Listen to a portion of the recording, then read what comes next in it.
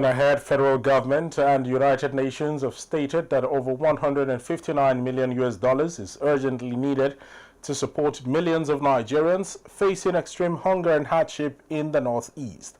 At the launch of the 2025 lean season multisectoral plan, both parties agreed that the funds will provide emergency food, nutrition, healthcare, clean water, sanitation and protection services for at least 2 million people, mainly women and children in Borno, Adamawa and Yobe states. The initiative is aimed at addressing critical needs of vulnerable communities during lean season and preventing a deepening humanitarian crisis in the region.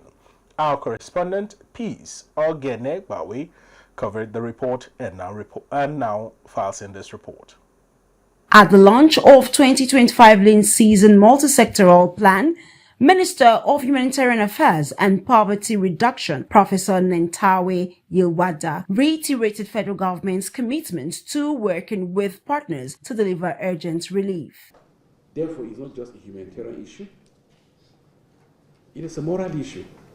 We launched a multisectoral plan that brings together support for food assistance, for nutrition, for health, for water and sanitation, for protection, for agriculture, and for early recovery of all the people who are within the Bay States. This is very important for us to note, because no single sector can fix hunger. It goes beyond individual, and that's why all of us are still here in different capacity. And no single intervention can break the cycle of crisis. Also speaking at the event, United Nations Resident and Humanitarian Coordinator in Nigeria, Mr. Mohammed Malik Fall, emphasized need for coordinated and immediate action. Today we are launching a 6-month lean season operation response plan for an amount of 159 million for Borno, Yobe and Adamawa. The plan is drawn from the 2025 Humanitarian Need and Response Plan that we jointly launched here. The plan's success depends on us. It depends on us doing things differently.